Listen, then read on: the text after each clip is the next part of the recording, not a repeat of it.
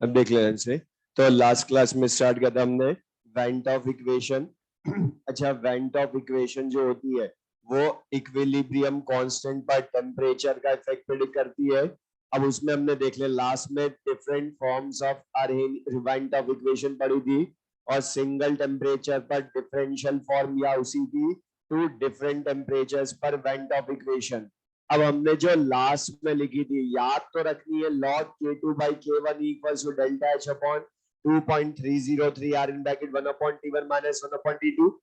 लेकिन उसको जब यूज करेंगे हम तो log k2 minus log k1 form में यूज करेंगे। तो log k2 minus log k1 equals to delta h upon 2.303 r in bracket T2 minus T1 upon T1 into T2 करते हैं।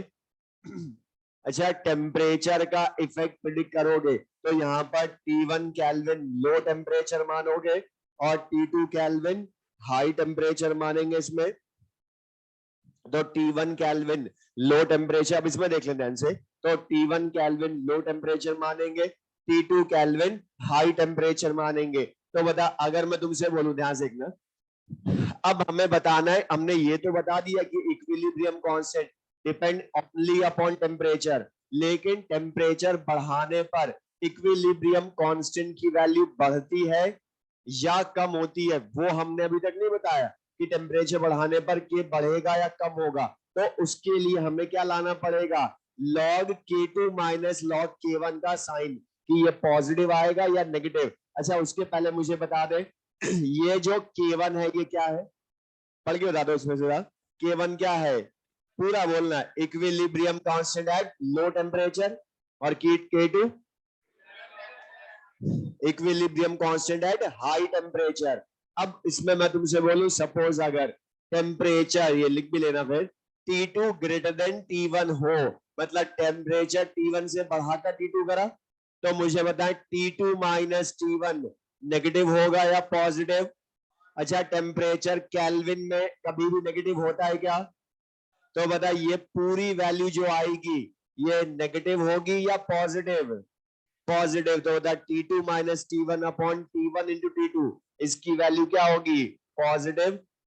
अच्छा, R की वैल्यू कभी नेगेटिव होती है क्या, अच्छा 2.303 भी नंबर है, तो मिस टेम्परेचर बढ़ाने पर ये जो वैल्यू है डेल्टा एच को छोड़कर, मतलब ये जो वैल्यू है ये कभी भी नेगेटिव होगी या ऑलवेज पॉजिटिव, ऑलवेज पॉजिटिव। लेकिन मुझे एक चीज बताएं, क्या log k2 minus log k1 का साइन ये ऑलवेज पॉजिटिव आएगा क्या, बोलो क्यों, डेल्टा एच का साइन, बिकॉज बता डेल्टा एच का साइन तो अगर रिएक्शन एंडोथर्मिक है तो डेल्टा एच पॉजिटिव होगा, लेकिन एक्सो है तो नेगेटिव। मीनिंग बता, अगर मुझे log k2 और log k1 का साइन या रिलेशन लाना है तो मुझे पहले क्या चेक करना पड़ेगा कि रिएक्शन एक्सो है या एंडोथर्मिक है, तभी तो डिसाइड कर पाएंगे साइन ऑफ डेल्टा एच क्या होगा। तो ये लिख ले, ये लिख ले,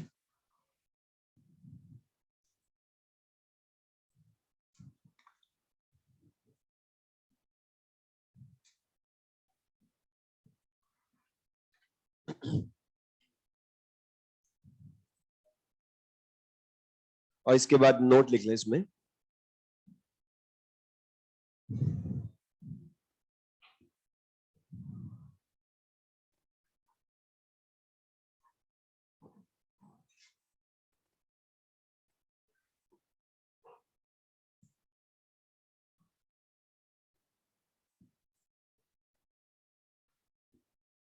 इसके बाद लिख ले, to predict the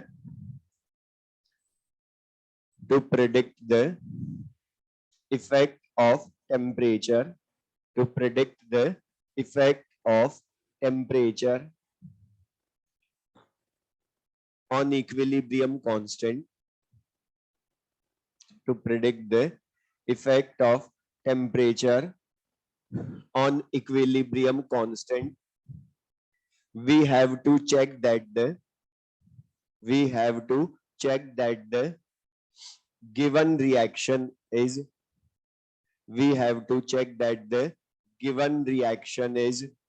endothermic. Given reaction is endothermic or exothermic. Given reaction is endothermic और exothermic. और बताइए क्यों चेक करते हैं, जिससे कि हमें साइन ऑफ डेल्टा एच पता चल जाए। तो बता, तुम्हें ध्यान होगा, तुम पता जब भी टेम्परेचर का इफेक्ट प्रिडिक्ट करते थे तो सबसे पहले एक्सो एंडो ही चेक करते थे। तो क्यों चेक करते थे, उसका रीजन क्लियर है, because the sign of delta H पता होगा तभी लॉग K2 K1 का रिलेशन ला पाएंगे। तो मुझे याद है, रिएक्शन अगर एंडोथर्मिक है तो बताएं एंडोथर्मिक के लिए डेल्टा एच का साइन क्या होगा, पॉजिटिव। और टेम्परेचर हम बढ़ा रहे हैं तो ये पूरी टर्म भी पॉजिटिव। तो बताएं पॉजिटिव इंटू पॉजिटिव करोगे तो log K2 minus log K1 का जो साइन होगा, बता इसकी वैल्यू का साइन नेगेटिव आएगा या पॉजिटिव। अच्छा बता, log K2 minus log K1 positive आया, इसका मतलब कौन ज्यादा है, लॉग K2 की वैल्यू K1 से ज्यादा है। अच्छा, लॉग K2 की वैल्यू K1 से ज्यादा होना इसका मतलब क्या है कि K2 की वैल्यू भी K1 से ज्यादा है। मतलब बता यहाँ क्या हुआ, टेम्परेचर बढ़ाने पर, जब हमने टेम्परेचर T1 से T2 बढ़ाया तो बता इक्विलिब्रियम कांस्टेंट वही रहा पहले जितना या बढ़ गया। बता K2 हाई टेम्परेचर पर है ना इक्विलिब्रियम कांस्टेंट, उसकी वैल्यू लो टेम्परेचर ज्यादा ही, बोलो तो लिख ले। तो यहाँ का कंक्लूजन ये जो हमने सारा पढ़ा उसका, कि इन एंडोथर्मिक रिएक्शन, बता हम ये बोल सकते हैं on increasing temperature equilibrium constant increases. तो बता ये भी बोल सकते हो टेम्परेचर बढ़ाने पर जब इक्विलिब्रियम कांस्टेंट बढ़ता है तो बता कम करने पर, बोलो। तो हमने बोला हम इंक्रीज का इफेक्ट देखेंगे तो डिक्रीज का तो अपने बता देंगे उसका उल्टा। तो टेम्परेचर बढ़ाने पर इक्विलिब्रियम कांस्टेंट बढ़ता है तो बता इसका उल्टा भी बोल सकते हो, कम होने पर कम होगा। या थियोरिटिकली याद रखने के लिए ये बोल दे equilibrium constant is directly proportional to temperature, बढ़ाने पर बढ़ेगा तो कम होने पर कम भी होगा, थियोरिटिकली याद रखने के लिए। अब लेकिन ये तो हमने बोला अगर रिएक्शन एंडोथर्मिक हो, लेकिन मतलब अगर हम टेम्परेचर T1 से T2 बढ़ाते हैं लेकिन रिएक्शन एक्सोथर्मिक हो, रिएक्शन एक्सोथर्मिक हो तो बता, फिर बता सकते हो अब रिएक्शन एक्सोथर्मिक हुई तो डेल्टा एच का साइन पॉजिटिव या नेगेटिव, नेगेटिव। और डेल्टा एच नेगेटिव, लेकिन ये पूरी टर्म तो अभी भी पॉजिटिव रहेगी ना। तो बता माइनस प्लस क्या आएगा, माइनस मतलब log K2 minus log K1 की वैल्यू का साइन नेगेटिव होगा। अच्छा, नेगेटिव होने का मतलब क्या हो गया, लॉग K2 की वैल्यू K1 से ज्यादा होगी या कम। और कम होने का मतलब क्या है, मतलब K2 की वैल्यू K1 से कम होगी। मतलब बता टेम्परेचर T1 से T2 बढ़ाया तो बता अब के इक्विलिब्रियम कांस्टेंट बढ़ा या कम हुआ। मतलब बता एक्सोथर्मिक में टेम्परेचर बढ़ाने पर इक्विलिब्रियम कांस्टेंट कम होता है, मतलब डायरेक्टली या इनवर्सली प्रोपोर्शनल, थियोरेटिकली याद रखने के लिए तो लिख ले। तो इन एक्सोथर्मिक रिएक्शंस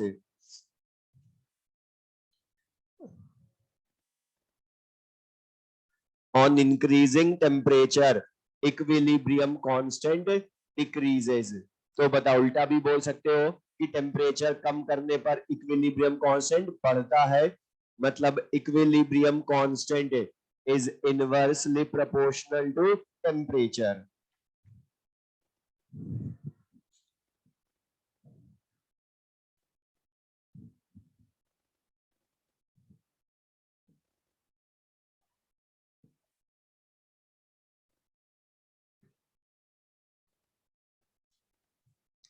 अच्छा रुक जाओ, एक क्वेश्चन सुन ले।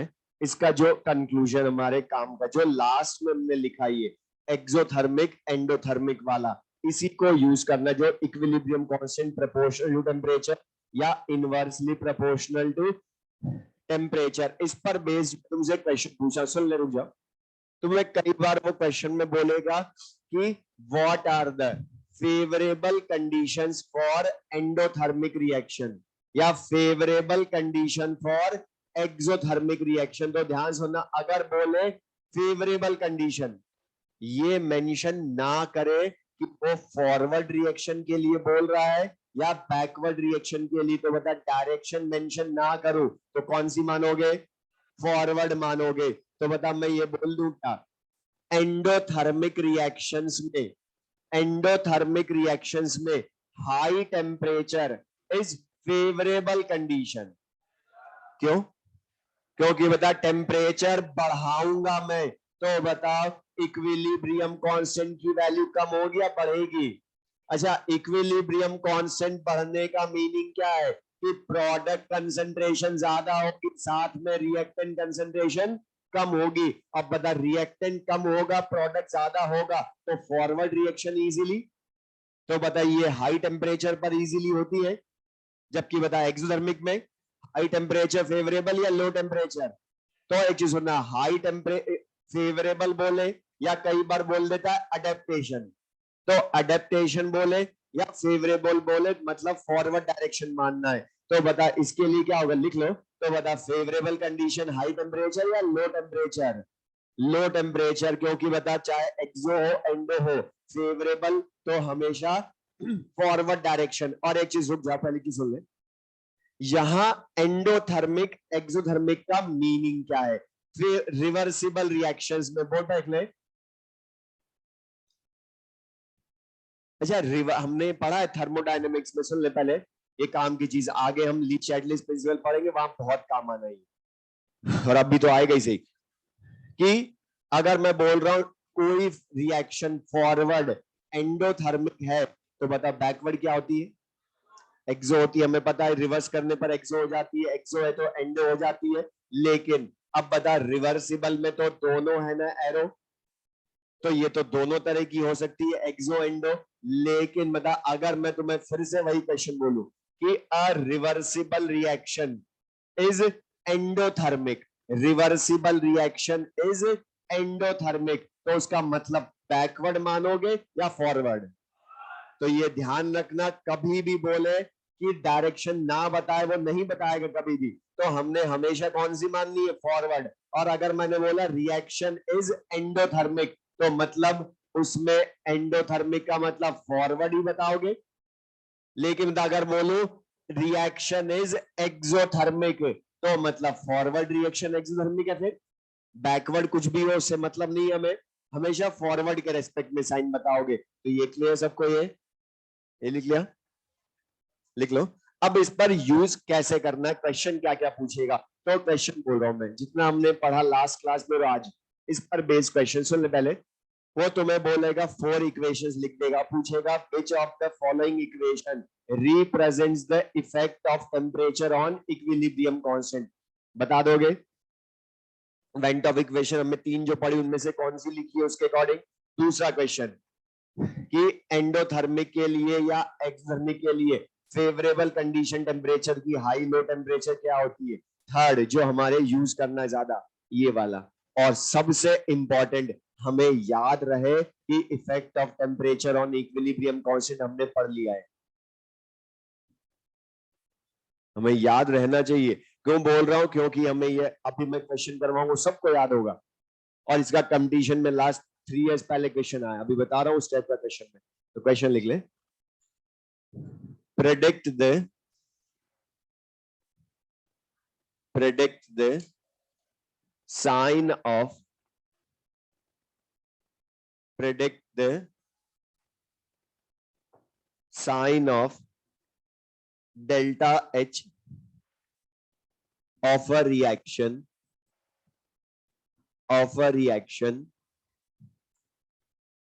according to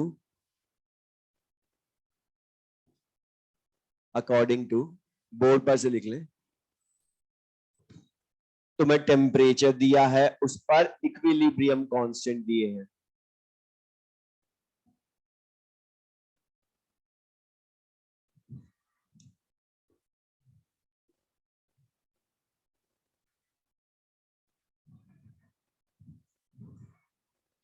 बोलो। और मैंने बोला एक लाइन का क्वेश्चन होगा, टफ बिल्कुल भी नहीं है। बता तुम्हें क्या लिखा है, टेम्परेचर 400 केल्विन से 300 केल्विन कर दिया, लेकिन ध्यान से चेक करना टेम्परेचर बढ़ाया या कम कर दिया। अच्छा, इक्विलिब्रियम कांस्टेंट -2 से +3 पावर हो रही है, मतलब बता इक्विलिब्रियम कांस्टेंट कम हो रहा है या बढ़ रहा है। अच्छा, टेम्परेचर कम होने पर बढ़ रहा है, मतलब दोनों एक दूसरे के डायरेक्टली प्रोपोर्शनल या इनवर्सली प्रोपोर्शनल। अच्छा, इनवर्सली प्रोपोर्शनल किसके लिए होता है, एक्टोथर्मिक या एक्टोथर्मिक रिएक्शन के लिए, और एक्सो के लिए होता है तो बता डेल्टा एच का साइन नेगेटिव। मैं इस बता कोई न्यूमेरिकली कैलकुलेशन नहीं करनी है, मैं साइन ऑफ डेल्टा एच बताना है तो, वरना log k2 minus log k1 equal to delta H upon 2.303r उस फॉर्मूले में पुट करके ला सकते हो तुम डेल्टा एच की न्यूमेरिकल वैल्यू भी। लेकिन हमने साइन पूछा है ना, तो बता वो तो एक्सो एंडो पूछ रहा है, तो बता बिल्कुल सिंपल सा क्वेश्चन कर लोगे यूज ये। तो बता ये तो हमने बोला फैक्टर्स अफेक्टिंग इक्विलिब्रियम कांस्टेंट, मुझे बता दो एक बार और पूछो सबसे, लास्ट क्लास में पढ़ा था।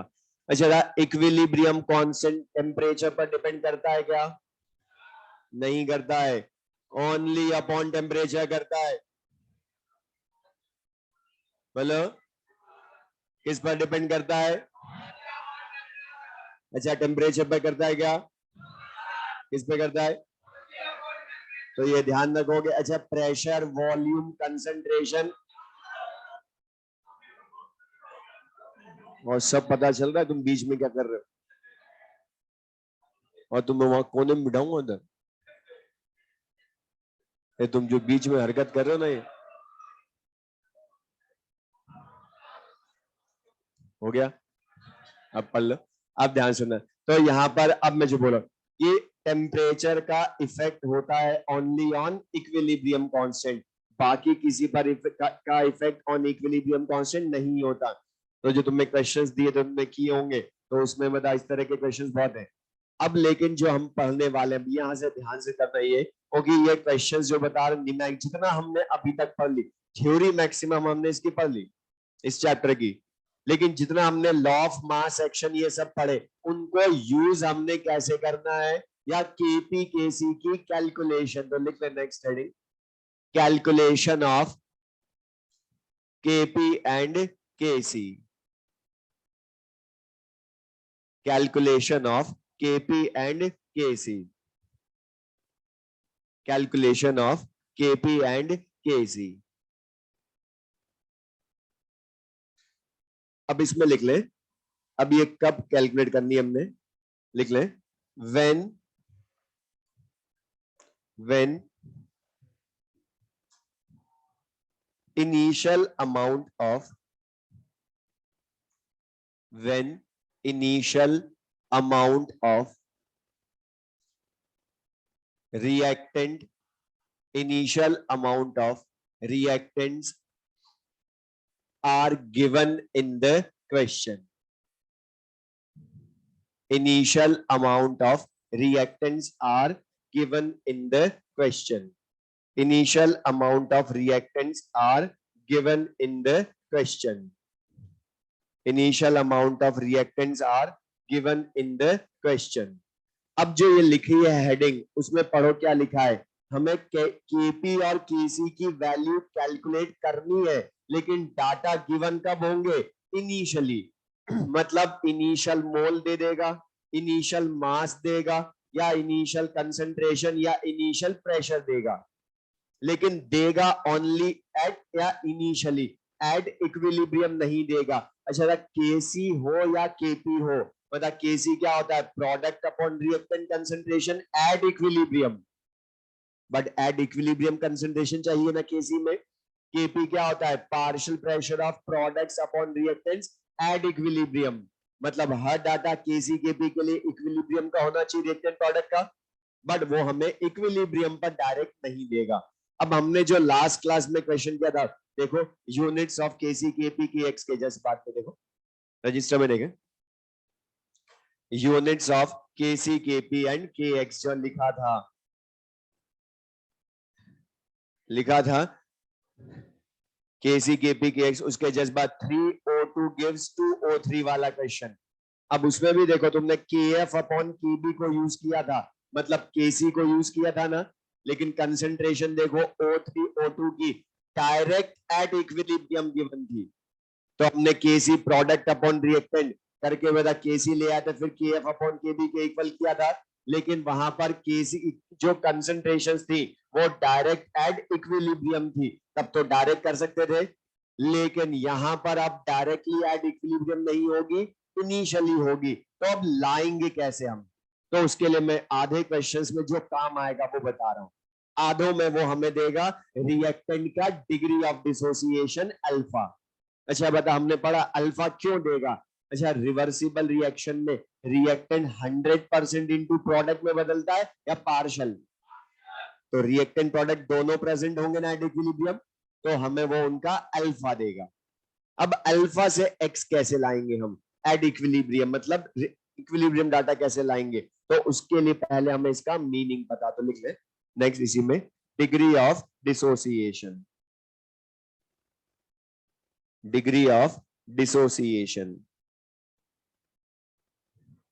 Degree of dissociation,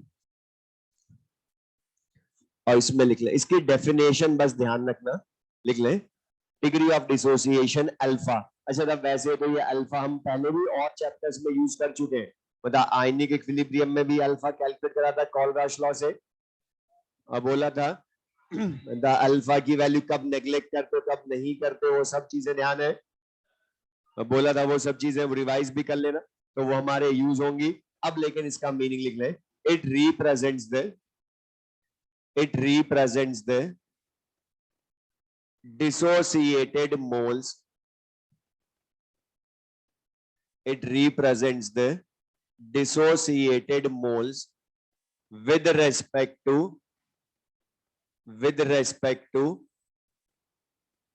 one mole reactant, with respect to one mole reactant, with respect to one mole reactant। अब दोबारा पढ़ो डेफिनेशन, हाँ पढ़ो। अच्छा मुझे पढ़ के बता दो, ये पढ़ना डेफिनेशन फिर बोल रहा हूँ ना, ये जो अल्फा होता है ये डिसोसिएटेड मोल को ही शो करता है या with respect to one mole reactant को शो करता है?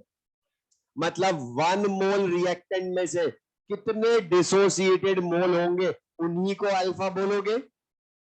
तो यहां पर देख ले ध्यान से, अब ये लिखना मत, मैं इसका फॉर्मूला बताने के लिए बस डाटा लेकर समझा रहा हूं कि फॉर्मूला इसमें डेफिनेशन भी समझ में आएगी। तो बोर्ड पर देख ले, मैं अज्यूम कर रहा हूं सपोज 5 मोल रिएक्टेंट इनिशियली है, 5 मोल रिएक्टेंट है इनिशियली, उनमें से 2 मोल डिसोसिएटेड होते हैं एट इक्विलिब्रियम। तो पहली चीज बताओ, इस 2 मोल डिसोसिएटेड को मैं अल्फा बोलूं क्या?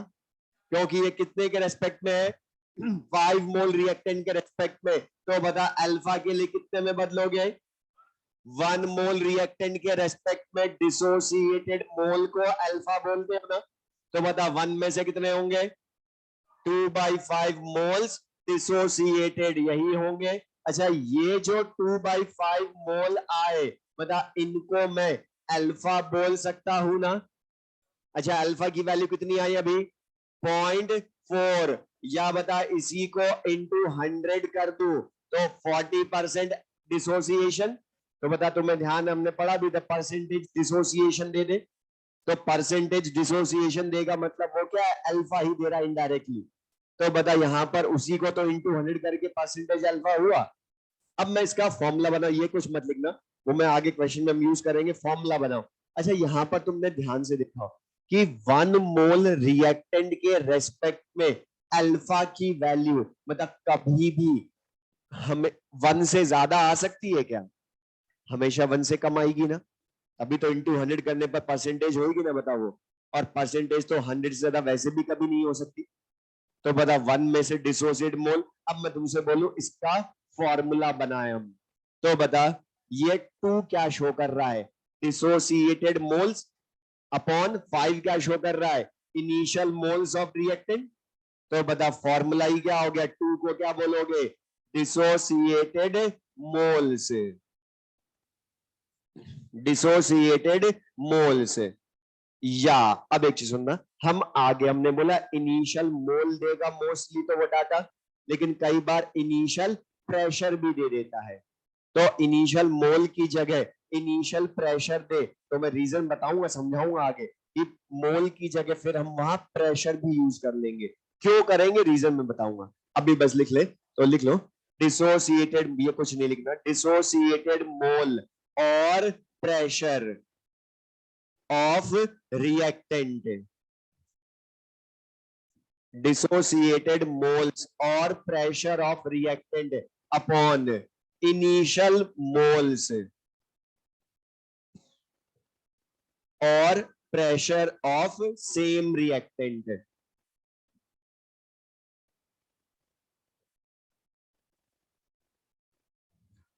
तो बताइए अल्फा का फॉर्मूला ही हो गया, और इसी अल्फा को इनटू 100 कर देंगे तो बता सिंपल सा क्या है, डिसोसिएटेड मोल्स या प्रेशर अपॉन इनिशियल मोल्स या प्रेशर ऑफ द रिएक्टेंट।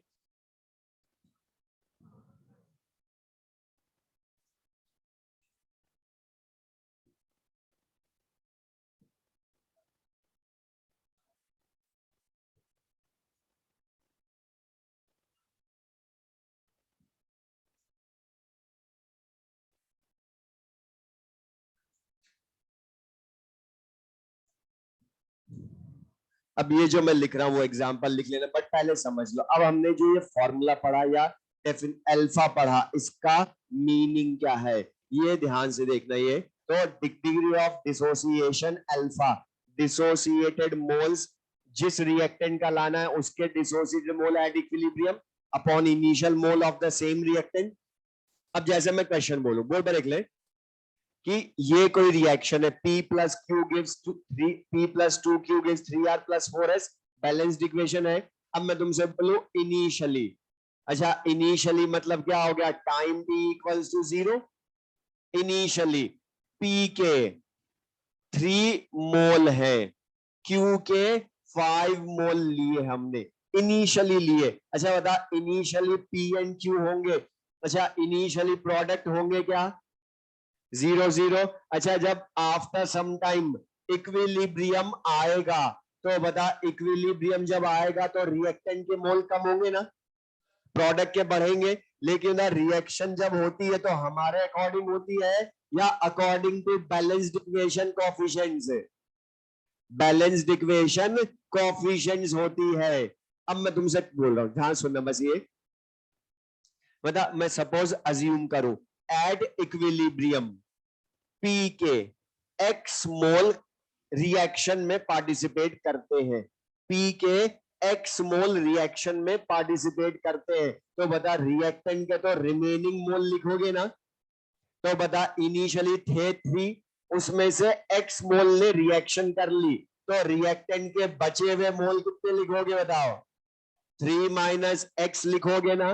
अब लेकिन Q के कितने बचेंगे क्योंकि वो भी तो रिएक्टेंट है, तो बता रिएक्शन हमारे अकॉर्डिंग या अकॉर्डिंग टू बैलेंस्ड इक्वेशन। और ये बैलेंस्ड इक्वेशन क्या शो कर रही है कि 1 मोल P reacts completely with 2 mole Q, यही मीनिंग है इसका, 1 मोल P reacts completely with 2 mole Q। तो बता X मोल रिएक्शन में पार्टिसिपेट कर रहे हैं, अच्छा ये 3 माइनस एक्स है, इसके रिमेनिंग मोल है ना आफ्टर रिएक्शन, तो डिसोसिएटेड मोल कितने हैं वो P के X है, तो 1 करता है 2 से, तो X कितने से करेगा 2x से, तो बता Q के X मोल रिएक्शन करेंगे 2x से, क्योंकि उसका 1 2 से तो X 2x से करेगा, तो बता इसके डिसोसिएटेड मोल कितने हुए 2x है। अच्छा 1 मोल से R के 3 मोल बनते हैं, तो X से कितना बनेंगे 3x, 1 से 4 बनते हैं तो 4x मोल बनेंगे, यही मीनिंग होगा। अब मैं तुमसे बोलूं फाइंड, अब जो हमने अल्फा पढ़ा उसको यूज करें, alpha of E and alpha of Q। तो बता किसी का भी अल्फा कैलकुलेट करना हो और तुम्हें डिसोसिएटेड मोल पता हो तो उल्टा भी तो कर सकते हो। तो बता डिसोसिएटेड मोल, अब अल्फा किसका लाना है P का, तो जिसका लाना है उसी के डिसोसिएटेड मोल एट इक्विलिब्रियम, अच्छा कितने हैं X अपॉन इनिशियल मोल 3, अच्छा Q के 2x अपॉन इनिशियल मोल 5। अब बता मैं तुम्हें क्वेश्चन बोलूं, तुम्हें अल्फा दे दूं, P या Q किसी भी एक का, तो बता तुम X ले आओगे और X की वैल्यू यहां रख दोगे तो एग्जैक्ट मोल आ गए ना एट इक्विलिब्रियम, और मोल आ गए तो चाहो तुम पार्शियल प्रेशर में बदल लो उसको, चाहो कंसंट्रेशन में बदल लो। अच्छा, कंसंट्रेशन मोल अपॉन वॉल्यूम होती है ना, वॉल्यूम ऑफ वेसल दूंगा तो बता अपॉन वी कर दोगे तो एग्जैक्ट कंसंट्रेशन आ गई एट इक्विलिब्रियम, जो ओजोन O2 वाले में खुद ने दी थी उसने, अब हम ला सकते हैं ना, बताओ। या पार्शियल प्रेशर लाना हो तो mole fraction into total pressure, Dalton's law का फॉर्मूला, उसको यूज करके पार्शियल प्रेशर ले आओगे तो केपी मिले, तो बता केपी और केसी कैलकुलेट कर सकते हैं ना अल्फा से, फिर समझ में आया। अल्फा फिर वो देगा खुद क्वेश्चन में, तो लिख ले बस ये। और ये बस ध्यान रखना कि सेम रिएक्शन में डिफरेंट रिएक्टेंट का अल्फा अलग अलग हो सकता है, क्योंकि उनके डिसोसिएटेड मोल हमारे अकॉर्डिंग रिएक्शन नहीं करते हैं, बैलेंस्ड इक्वेशन के अकॉर्डिंग करते हैं।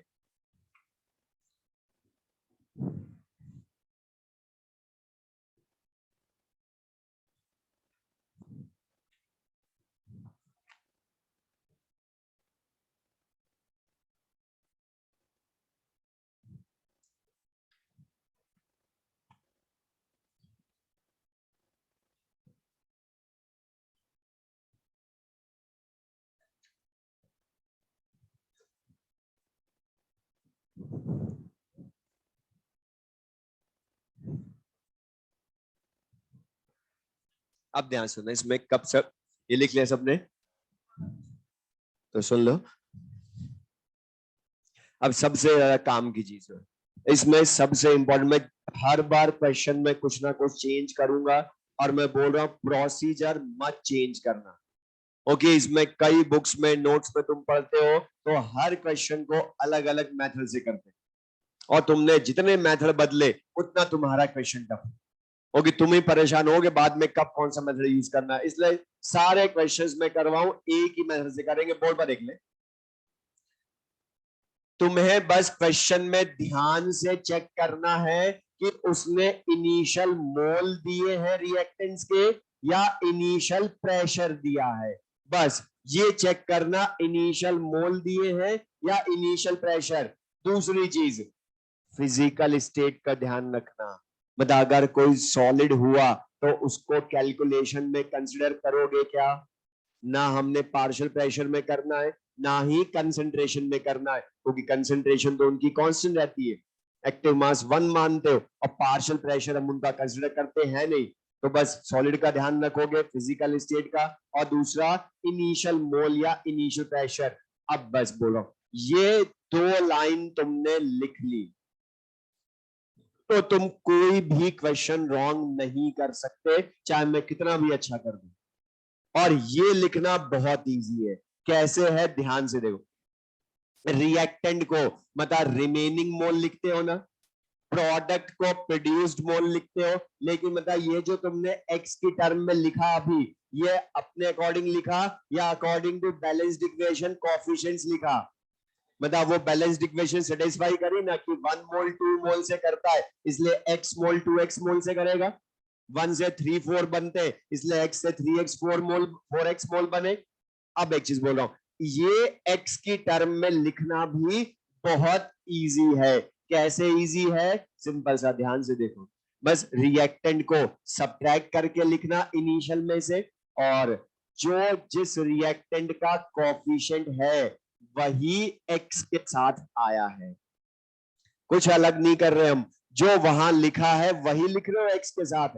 p का कोफिशिएंट 1 था तो x ही आया, उसका 2 था तो 2x हुआ, ये 3 और 4 थे तो 3x 4x अपने आप आ रहा है, और इसमें कोई टाइम नहीं लगेगा। और मैं बोल रहा हूं ये 2 लाइन तुमने ढंग से लिख ली, मैं बार बार बोल रहा हूं, जब तक तुम्हारी खुद की इच्छा नहीं होगी तुम कोई क्वेश्चन रॉन्ग नहीं कर सकते, और वो बताऊंगा अभी मैं आगे कैसे इच्छा होगी तुम्हारी, वो मैं बताऊंगा भी आगे, ऐसे ना बोल रहा हूँ कि तुम्हारी इच्छा नहीं होगी। अब क्वेश्चन लिखो पहले।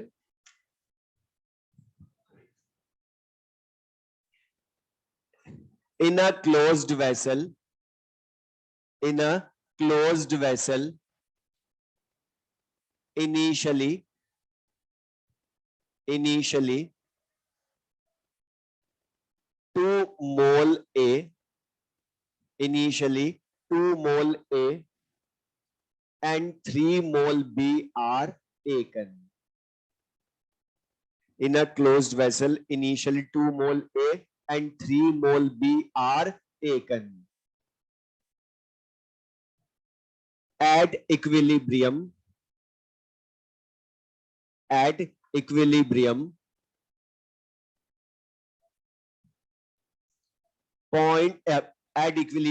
equal moles of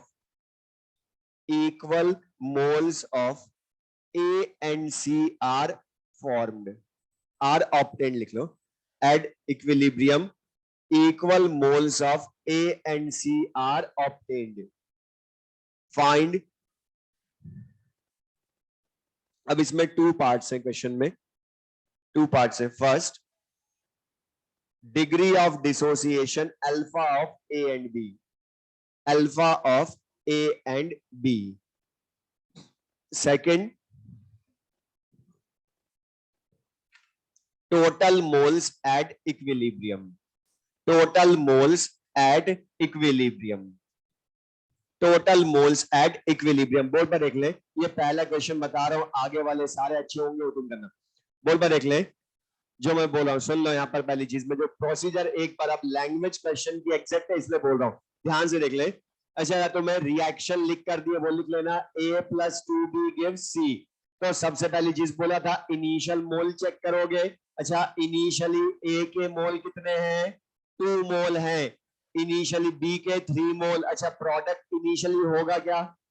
तो उसके 0 मोल. देन हमने बोला एट इक्विलिब्रियम x की टर्म में लिखो. तो बता, एट इक्विलिब्रियम x की टर्म में लिखो तो A का कोफिशिएंट कितना है? जो कर रहे हैं उनको बोल रहा हूं, अगला कर लेना, मुझे बता दो, मैं लिख लूंगा बोर्ड पर. बता, एट इक्विलिब्रियम A की टर्म में क्या लिखूं? 2 - x, क्योंकि A का कोफिशिएंट 1 है. अच्छा, B का कोफिशिएंट 1 या 2? तो क्या लिखे? 3 - 2x. बता, अपने आप सेटिस्फाई हो गया ना. 1 मोल 2 मोल से तो x मोल 2x मोल से करेगा. अच्छा, C का 1 मोल है ना कोफिशिएंट, तो क्या लिखोगे? x मोल प्रोड्यूस होंगे. अब हमारे अकॉर्डिंग ये 2 लाइन लिख ली, इसके बाद पढ़ना क्वेश्चन, क्योंकि तुम्हारा मैं बता रहा हूं टाइम कहां सेव करेंगे आधे. मैंने बोला ना अभी कि तुम्हारी इच्छा ना हो जब तक रॉन्ग नहीं करोगे. और इच्छा कैसे होगी? क्योंकि जो इजी वाले क्वेश्चन है वो बिना x में लिखे सही होंगे, लेकिन जो अच्छे होंगे वो रॉन्ग होंगे. अगर तुमने x में नहीं लिखा तो अभी ये वाला क्वेश्चन सही हो जाएगा बिना x में लिखे, जो कुछ ने कर लिया. फिर उनको लगता है कि फालतू लिखे, हम तो बिना उसमें लिखे कर लेंगे, टाइम सेव करेंगे हम, तो बहुत टाइम सेव होगा. इसलिए बोल रहा हूं, ये ध्यान रखना, में जो अच्छे वाले होंगे वो फिर रॉन्ग करोगे तुम, इसलिए बोलो लिख कर करना.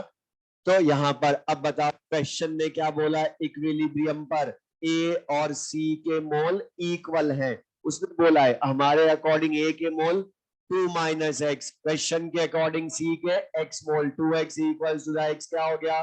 1 मोल. और ये 1 मोल यहां पुट कर तो लिख ले अब तो बस. तो बता, 1 मोल A हो गया, 1 मोल B ही बचेगा और C का भी 1 मोल. अच्छा, तुमसे उसने टोटल मोल एट इक्विलिब्रियम पूछा है ना, तो बता टोटल मोल्स तो क्या हो जाएगा? सारे मोल्स का सम. लेकिन बता, इसमें सॉलिड लिक्विड गैस सबके मोल का कंसिडर करोगे या ओनली गैसेस के मोल्स का? और सब गैसेस है. अच्छा, वेरिएबल में फिजिकल स्टेट ना लिखूं तो गैस मानते हो? तो अब दूसरा क्वेश्चन क्या पूछा है? Alpha of A and B find करे. तो बता, अल्फा ऑफ ए लाने के लिए डिसोसिएटेड मोल ऑफ ए देखोगे कितने? x अपॉन इनिशियल मोल 2. x की वैल्यू तुम ला चुके तो हाफ, मतलब कितना आंसर? 0.5 या 50% भी बोल सकते हो. अच्छा, B के डिसोसिएटेड मोल कितने हैं? 2x अपॉन इनिशियल मोल 3, तो 2/3 या 0.66 अप्रोक्स या 66% अप्रोक्स. और बता, अल्फा की वैल्यू बोला था हमेशा 1 के रेस्पेक्ट में होती है, इसलिए पॉइंट में ही आएगी. तो द मीनिंग क्लियर है. अब बता, तुम्हें अल्फा की वैल्यू मिल गई या टोटल इंडिविजुअल मोल आ गए? अब बता, मैं तुम्हें वॉल्यूम दे देता इसी क्वेश्चन में, तो अपॉन V कर दोगे तो कंसंट्रेशन आ गई तीनों की, तो KC ला सकते हो. न्यूमेरिकल तो यही रहेगा ना, चेंज तो मुझे इसी में कर देना आगे. तो मेन तो यहां तक था ये question.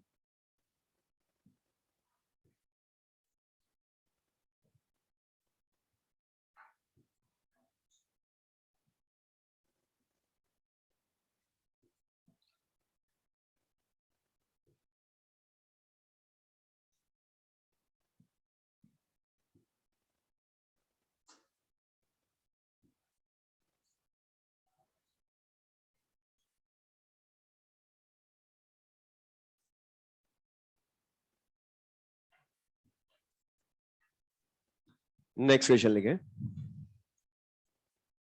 In a closed vessel, in a closed vessel, in a closed vessel, initially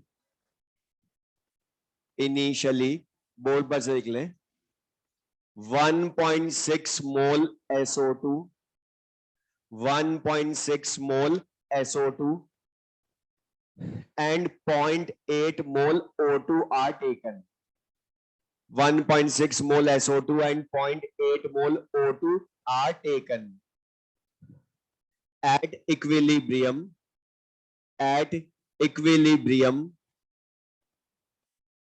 50%, board पर लिख लो 50% SO2 is dissociated.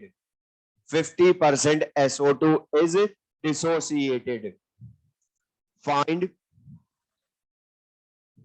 फाइंड अब इसमें 2 पार्ट्स हैं फिर से. First, total moles at equilibrium. Second, mole fraction of SO3 at equilibrium. Mole fraction of SO3 at equilibrium.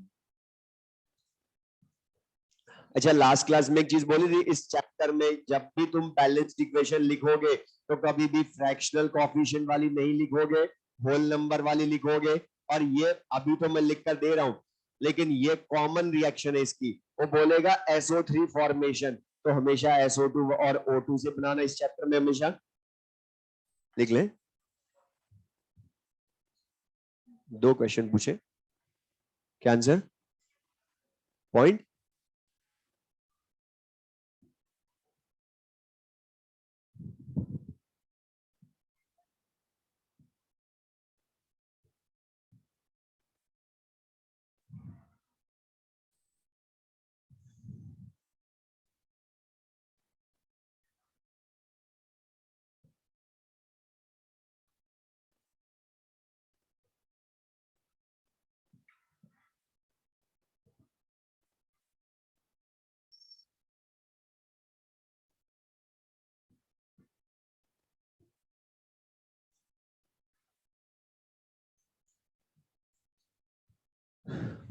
बोलो. अच्छा, SO3, SO2, O2 सब गैसेस है ना, तो सबको कैलकुलेशन में कंसीडर करोगे, पहली चीज तो. दूसरा बता, इसने क्या लिखा है, 1.6 मोल 0.8 मोल इनिशियली है. देन हमने बोला पहले x की टर्म में लिखो, बाद में सोचेंगे क्या करना है. अब बता, x की टर्म में लिखोगे. अच्छा बता, SO2 के लिए क्या लिखूं x की टर्म में, 1.6 माइनस x या 1.6 माइनस 2x लिखूं? बोलो, x लिखो या 2x लिखो यहां पर? अच्छा, यहां किस किसने x लिखा ओनली? अभी इसमें x किस किसने लिखा बता? सबने 2x लिखा है. बता, कोएफिशिएंट जो होगा उसके अकॉर्डिंग रिएक्शन होगी ना. अच्छा बता, O2 को क्या लिखोगे? अरे बोलो, 0.8 माइनस x, और इसके क्या लिखोगे? 2x, बिकॉज इसका कोएफिशिएंट 2 है. तो बता, ये सबने लिखा. अब पढ़ो, तुम्हें x लाने के लिए क्या दिया है. अच्छा, अल्फा दिया है ना आपके. किसका दिया लेकिन? SO2 का. तो बता, अल्फा 50% है, तो ये 50% का मतलब 50 या 50/100? मैं बता, डायरेक्ट 0.5 भी लिख सकता था इसको. तो अल्फा की वैल्यू 0.5 मतलब 50% हुई ना. तो बता 50/100. अच्छा, डिसोसिएटेड मोल भी फिर SO2 के ही देखोगे. अच्छा, SO2 के डिसोसिएटेड मोल कितने, x या 2x?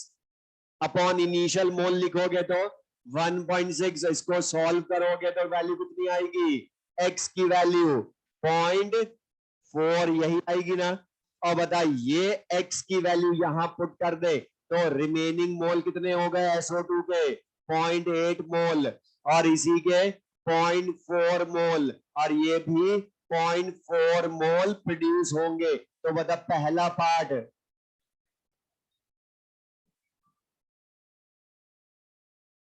तो टोटल मोल सम करोगे तो बता, इन सबका 2 मोल्स आ जाएंगे. तो टोटल मोल आ गया. लेकिन बता, तुझसे क्या पूछा है, मोल या मोल फ्रैक्शन? और किसका पूछा है, SO3 का. तो बता, SO3 का मोल फ्रैक्शन क्या होगा, उसके मोल अपॉन टोटल मोल करोगे ना. अच्छा SO3 के मोल कितने हैं 0.8 अपॉन इनिशियल टोटल मोल कितने हैं टोटल 2 तो आंसर विल बी 0.4 सिंपल सा ये समझ में। अब बताए जो क्वेश्चन हमने ये किए इन्हीं में केसी के भी पूछ रहे हैं हमने तो मोल फ्रैक्शन की जगह बता यहां वॉल्यूम दूंगा या टोटल प्रेशर दूंगा तो बता टोटल प्रेशर दूंगा तो mole fraction into total pressure करके पार्शियल प्रेशर लाकर भी केपी ला सकते हो कर लोगे अब क्वेश्चन लिखे अब यहां से एक्चुअल लेकिन ये हमने प्रोसीजर बता दिया कुछ भी चेंज करो यहां से करना है ऐसे कैसे ही लिखे in a 2 litre vessel in a 2 liter vessel in a 2 liter vessel initially 2 moles each of 2 moles each of A and B are mixed A and B are mixed at equilibrium 0.5 mole at equilibrium 0.5 mole C is obtained 0.5 mole C is obtained find Kc और reaction लिख लें find Kc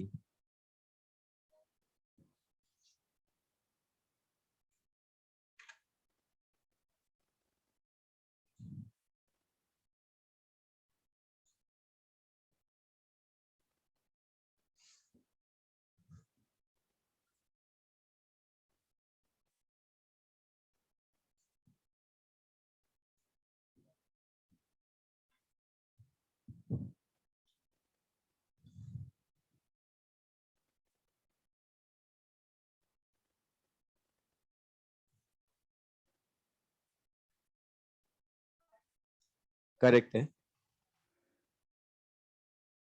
अच्छा हो गया सबका अब इतना लेंदी तो है ही नहीं कैलकुलेशन तुम्हें जल्दी कैसे करनी है तुम्हारे ऊपर है बोल पर देख लो इनिशियली एक बार और बता रहे हो जिनको जरा भी कंफ्यूजन हो देख ले बोल पर इसमें initially reaction A B C D लिखी 2 मोल ए और 2 मोल बी है तो बता बोल पर देख लो लेंदी है ही नहीं क्वेश्चन इसलिए बोल रहा हूं मैं फिर से मेथड वही बता सबके कोफिशिएंट अभी 1 1 है इसलिए बता 2 माइनस एक्स रिएक्टेंट ए और बी को प्रोडक्ट सी एंड डी को 0 प्लस एक्स भी बोल सकता हूं 0 में तो बढ़ते ही है तो एक्स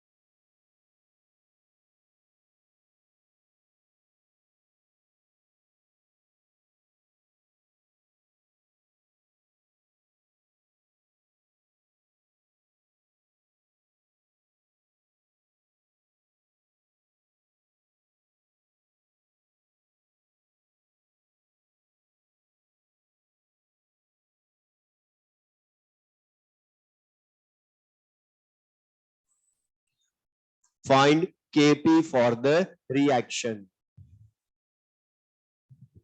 करेक्ट।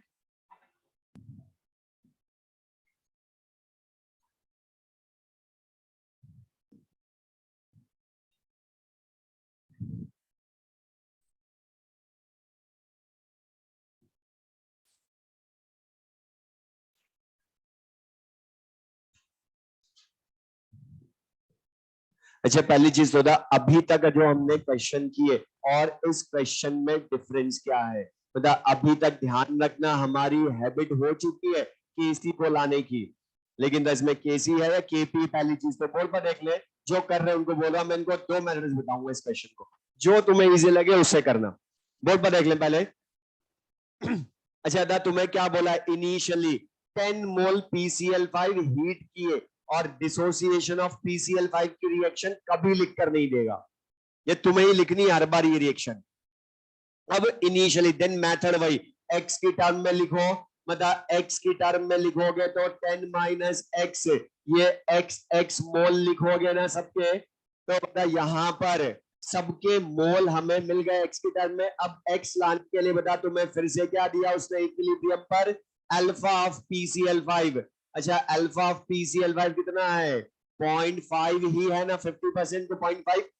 और ये क्या होता है, डिसोसिएटेड मोल अपॉन इनिशियल मोल, तो डिसोसिएट मोल 10 PCl5 के अपॉन 10, तो x वैल्यू कितनी हो गई, 5 मोल आ गए। और बता 5 मोल ये पुट करोगे यहां पर, तो बता सबके रिमेनिंग मोल रिएक्टेंट प्रोडक्ट के पता मिल गए हमें, 5 मोल इक्वल आ गए। लेकिन हर बार इक्वल नहीं आते, जरूरी नहीं है। अच्छा रुक जाओ, मैं जो बोल रहा हूं यहां तक केसी हो चाहे केपी हमने क्वेश्चन किए, बता यहां तक प्रोसीजर डिफरेंट या सेम, सेम, इसके बाद बदलेगा। अच्छा बता, इसने तुम्हें वॉल्यूम दिया है, वॉल्यूम का यूज है क्या केपी में, तो ये ध्यान रखना। कुछ स्टूडेंट क्या करते हैं, दिया है तो कुछ तो करें उसका, तो कुछ मत कर लेना उसका, उसको छोड़ देना। मतलब वॉल्यूम तो कंसंट्रेशन में काम आता है। अब यहां पर मतलब हमें केपी चाहिए ना।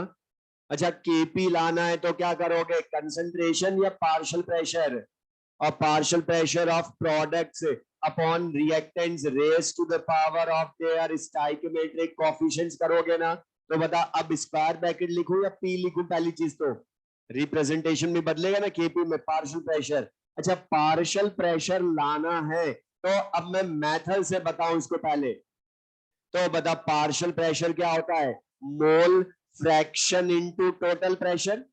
लेकिन मतलब मोल फ्रैक्शन दिए हैं या हमें सबके इंडिविजुअल मोल हैं, तो बता मोल फ्रैक्शन कैसे लाओगे, किसी भी गैस के मोल अपॉन टोटल मोल, यही होता है ना mole fraction, mole of gas upon total mole, और इनटू टोटल प्रेशर भी करोगे ना, तो तुम्हें टोटल प्रेशर दिया ना एट इक्विलिब्रियम 9 atm। अब लेकिन मतलब पहले इन सबके टोटल मोल लाओ, तो बता 5 + 5 करोगे तो कितने मोल्स हो गए, 15 मोल्स टोटल। अच्छा बता यहां से पार्शियल प्रेशर अलग अलग ला सकते हो ना, लाना मत, यही रखो फ्रैक्शनल, क्योंकि उससे पार्शियल प्रेशर नहीं पूछे हमसे। तो बता केपी का एक्सप्रेशन लिखोगे तो क्या होगा, mole of PCl3 upon 15 into 9, mole of Cl2 upon 15 into 9 upon mole of PCl5 upon 15 into 9। बताइए वैसे ही कैंसिल हो गया ये तो। और बताइए सॉल्व करोगे, केपी की वैल्यू कितनी आ गई, 3। अब ये तो मैंने किया मेथड से, जो एनसीईआरटी के अकॉर्डिंग पार्शियल प्रेशर लाकर, लेकिन ये अभी बहुत इजी वाला था क्योंकि इसमें स्क्वायर क्यूब कुछ नहीं थे। अब लेकिन अगर ये स्क्वायर क्यूब होते और डाटा थोड़े टफ होते तो ये लेंदी करवाता। अब फिर हम कैसे करते, तो जो मैंने स्टार्टिंग से बोल रहा हूं इसी का दूसरा मेथड, जिन्होंने ये किया ये भी लिखना जरूर, फिर जो तुम्हें इजी लगे उससे करना, लेकिन इजी यही होगा। कैलकुलेशन जल्दी से सेकंड वाला ही करवाएगा जो बता रहा हूं मैं।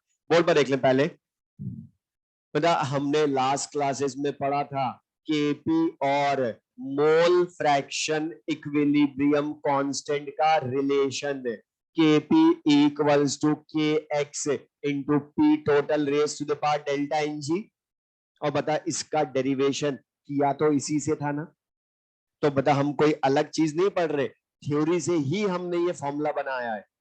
और ये इसको तुम शॉर्ट ट्रिक मान लो एनसीईआरटी के अकॉर्डिंग, आंसर जल्दी लाना ना। मैं तो बता KP equals to KX into P total. अच्छा ये KX जो होता है ये क्या होता है, mole fraction of product upon mole fraction of reactant raise to the power of their stoichiometric coefficient. बस मोल फ्रैक्शन का रेशियो होता है ना डायरेक्ट, तो बता मोल फ्रैक्शन की टर्म में लिखो तो PCl3 into Cl2 power 1 upon mole fraction of PCl5 power 1 into P total raise to the power delta Ng लिखोगे। और सब गैसेज है ना अभी। अब मोल फ्रैक्शन लाना हो तो लाना तो बता बहुत इजी है ये। अच्छा PCl3 का मोल फ्रैक्शन क्या होगा, उसके mole upon total mole. Cl2 का क्या होगा, उसके mole upon total mole. PCl5 का उसके mole upon total mole into P total कितना है 9 डेल्टा Ng 1। बताइए तीन तीन बार तो नहीं लिखना पड़ेगा ना, और इसमें भी मोल फ्रैक्शन आ ही रहा है। तो बता ये तुम करोगे तब भी मोल फ्रैक्शन तो लिखोगे ही सही तुम। और बता यहाँ ये कैलकुलेशन वैसे ही कैंसिल, एक ही बार करना पड़ेगा ना। तो बता KP की वैल्यू 3। और फिर भी मैं बोल रहा तुम्हें अगर वही इजी लगता तो उससे कर लेना बस, लेकिन वैसे बोल रहा इजी ये होगा। और कहाँ इजी होगा बता रहा हूं, क्वेश्चन में अगर वेरिएबल हुए कई बार वो तुम्हें P और अल्फा की फॉर्म में ही आंसर पूछ लेता है, और अगर P और अल्फा हुआ तो यही इजी करेगा।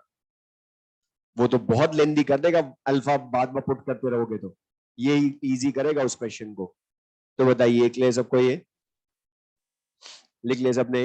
अच्छा था यहां पर वापस बोल रहा हमें क्या था, KP की वैल्यू लानी थी, इनिशियल मोल गिवन थे, इनिशियल मोल गिवन थे। तो बता मीनिंग क्लियर सबको ये। नेक्स्ट क्वेश्चन लिखे।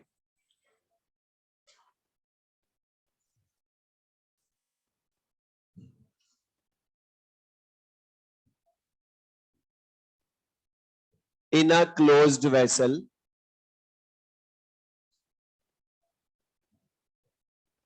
in a closed vessel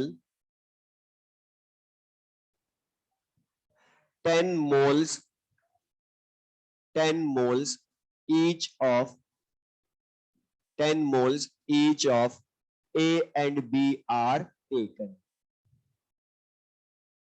10 moles each of A and B are taken at equilibrium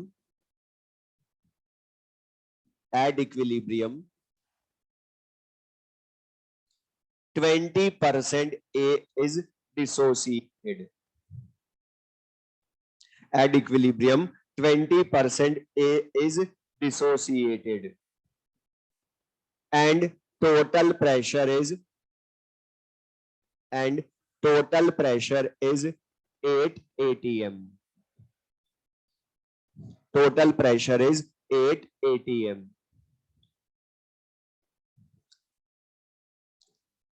find KP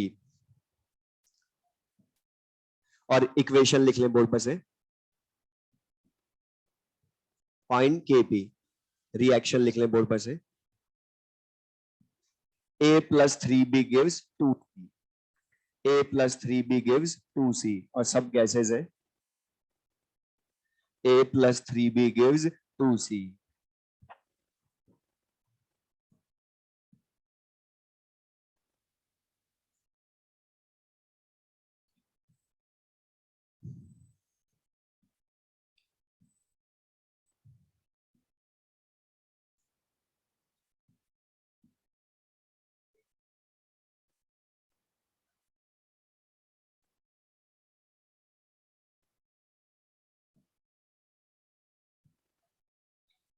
correct है।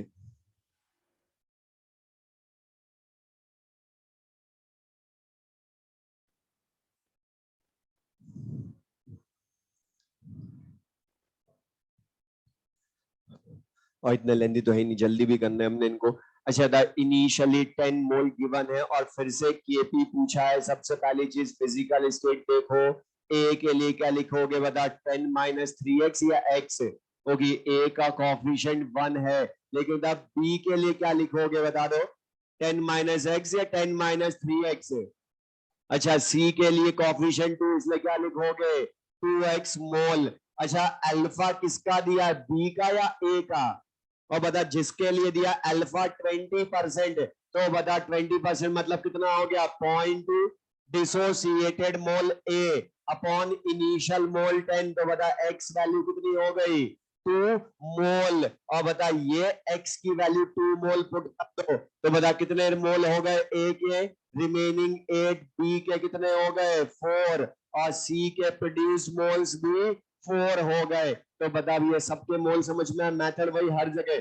अब बता तुम्हें टोटल मोल लाने पड़ेंगे ना, क्योंकि पार्शियल प्रेशर से करो चाहे मोल के एक्स से करो, आएंगे तो पहले टोटल मोल ही। तो बता कितने मोल हो गए 16, लेकिन बता यही वाला इजी, और एक चीज ध्यान रखना, अभी तो मैंने पहले समझाया था इसलिए सबको अलग अलग लिख कर बताया, बाकी बता डायरेक्ट लिखो ना ये चीज, product upon reactant partial pressure की जगह मोल फ्रैक्शन लिख लो। अच्छा अब यहां पर सुन ले, जो कर रहे थे लेनी तो ही नहीं, मतलब यहां पर सी के mole fraction upon total fraction कर लो, प्रोडक्ट अपॉन रिएक्टेंट, और बता सी के मोल कितने हैं 4 अपॉन 16, बस कोफिशिएंट पावर में लिखना मत भूल जाना, mole fraction of C raise to the power 2 upon mole fraction of A power 1 into mole fraction of B power 3, और ये 2 पावर बता इसकी 3 पावर को 1 पावर कर देगा ना, और इनटू पी टोटल, और सबसे बड़ी सिली मिस्टेक इसमें पी टोटल मत भूल जाना, मल्टीप्लाई करना सब कुछ सही करके, तो ये ध्यान रखना, ये P total raise to the power delta N G +2 या -2 बताइए अपॉन 161 अपॉन 64, कैलकुलेशन में टफ नहीं, बाकी सब कटेंगे, तो केपी की वैल्यू 1/8। और बता इस पार्शियल प्रेशर में भी तुम्हें मोल फ्रैक्शन तो लाना ही पड़ रहा है ना, तो फिर यही करो ना, एक बार मल्टीप्लाई करो, 3 बार क्यों करें, तो बताइए समझ में आया सबको ये, तो कर लोगे तो इनिशियल मोल, और एक चीज बोल रहा ये मोल फ्रैक्शन वाला मैंने इसलिए बताया बिकॉज अभी तो ये मोल एग्जैक्ट वैल्यू है, लेकिन जब वो अल्फा की टर्म में पूछता आंसर तो यही इजी करेगा तुम्हारा क्वेश्चन, तो कर लोगे। नेक्स्ट क्वेश्चन लेंगे चेंज, इनमें फिर से मैं चेंज बता रहा हूं,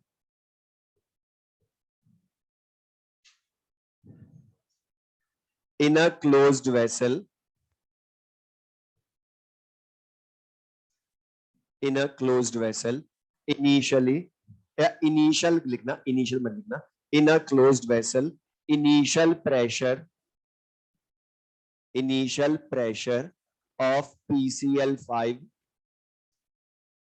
initial pressure of PCl5 is 4 atm, is 4 atm,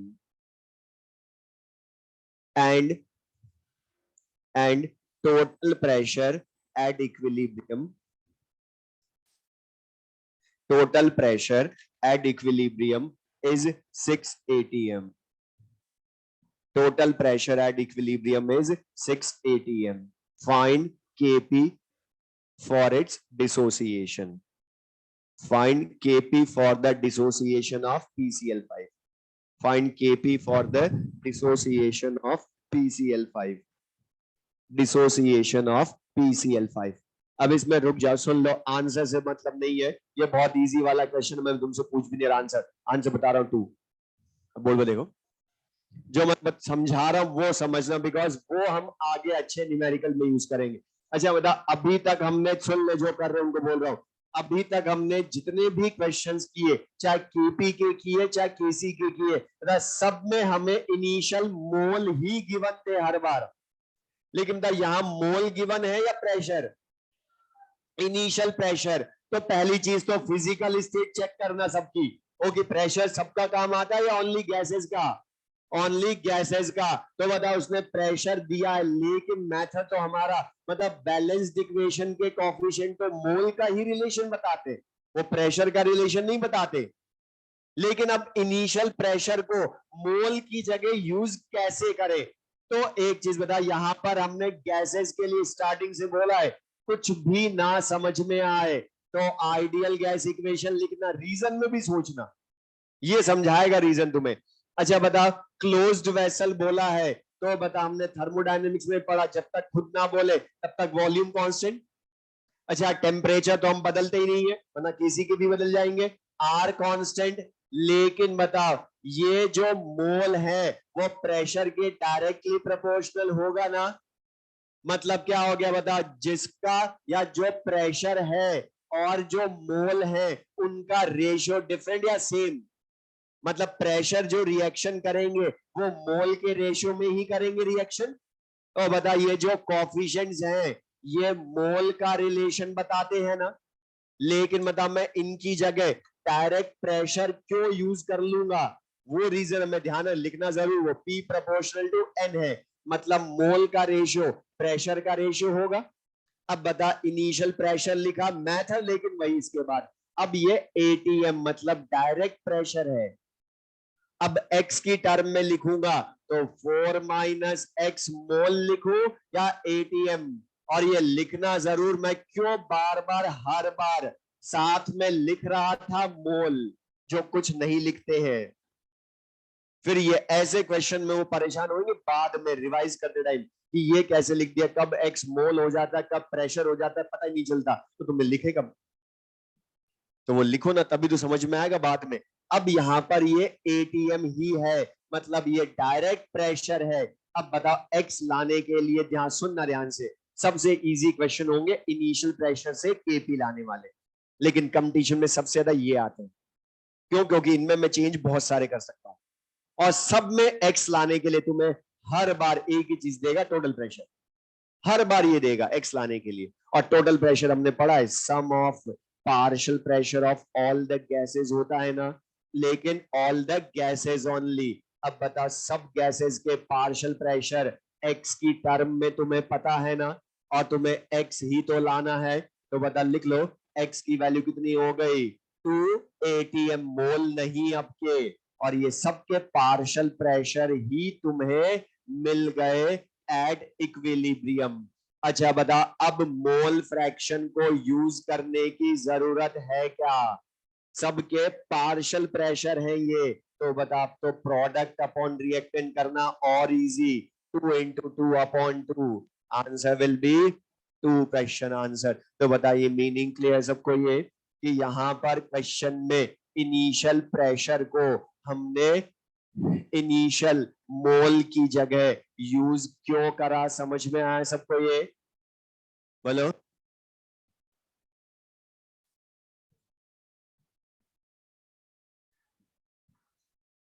next question लेंगे।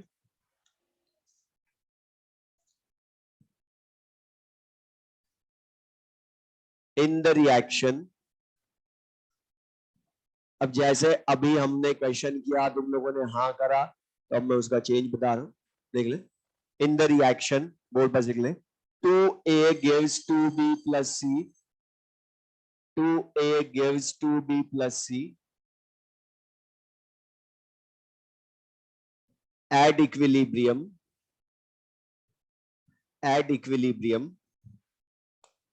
pressure of B, बोर्ड पर लिख ले, at equilibrium pressure of B is 2P by 5, is 2P by 5, where, उसी के साथ लिख ले, where P is total pressure at equilibrium, where P is total pressure at equilibrium. Find initial pressure of A. Find initial pressure of A. Find initial pressure of A. अब बता, हमने initial मोल वाला question भी किया आज, बता उसकी जगह आपके इनिशियल प्रेशर एज्यूम कर लो, करना तो वही है एक्स की टर्म में लिखकर, कुछ अलग नहीं करना। अच्छा बता, इनिशियल प्रेशर ए, लेकिन सब गैसेज है ना, फिर से देख लो, तो बता इनिशियल प्रेशर कितना है ए का, P0 अज्यूम कर ले, जो हमेशा करते हैं हम, P0 मान लिया, अच्छा बता प्रोडक्ट के इनिशियली 0 होंगे, मेथड वही।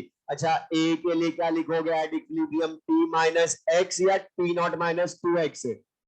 p not minus 2x। B के लिए 2x, सी के लिए x, और एटीएम ही लिख लूं क्योंकि हमने बता इनिशियल प्रेशर माना ना वहां पर, तो इनिशियल प्रेशर है तो बता p नॉट एटीएम मतलब x एटीएम। अच्छा बता तुम्हें x लाने के लिए क्वेश्चन ने क्या दे दिया, मतलब x लाने के लिए पढ़ो ना, at equilibrium pressure of B दिया है ना। अच्छा हमारे अकॉर्डिंग कितना प्रेशर है उसका, 2x एटीएम, तो बता कि 2p/5 की वैल्यू ही हो गई ना, तो बता x की वैल्यू यहां से क्या आ गई, p/5, और ये x की वैल्यू यहां पुट मत करना वरना लेंदी कर लोगे। मतलब तो मैंने बोला था x, इसमें जब भी इनिशियल प्रेशर होगा ये तुम्हारे ऊपर है, तुम जल्दी कैसे करते हो। P total sum of partial pressure of all the gases. अब बता टोटल प्रेशर P ये कितना है, P not minus 2x plus 2x plus x। क्यों रखूं तीन तीन बार वैल्यू x की, एक बार रखो ना, मतलब तुम लेंदी कर लोगे ना, लास्ट में जाकर सम करोगे अननेसेसरी लेंदी। बताइए x एक बार रखो ना, यहाँ रखना ही नहीं है, यहाँ रखो। तो बताइए p नॉट की वैल्यू क्या आ गई, p माइनस p/5, मतलब आंसर विल बी 4p/5। बता कोई टफ क्वेश्चन नहीं, ये समझ में आया सबको, कर लोगे। इसमें मुझे 2-3 क्वेश्चन और करवाने इसमें, लेकिन मैं बोला जितना हमने पढ़ लिया उस पर बेस्ड एक्सरसाइज 1 में। अच्छा लास्ट क्लास में जो आधे दे दिए थे अब उसको पूरे कर लो। 1 to 53, 1 to 53, और एक्सरसाइज सेकंड में भी क्वेश्चन 1 to 10, क्वेश्चन नंबर 6 को छोड़कर, और 6 को छोड़कर मतलब वो नहीं करना है, ठीक है। बाकी फिर हम नेक्स्ट क्लास में पढ़ेंगे।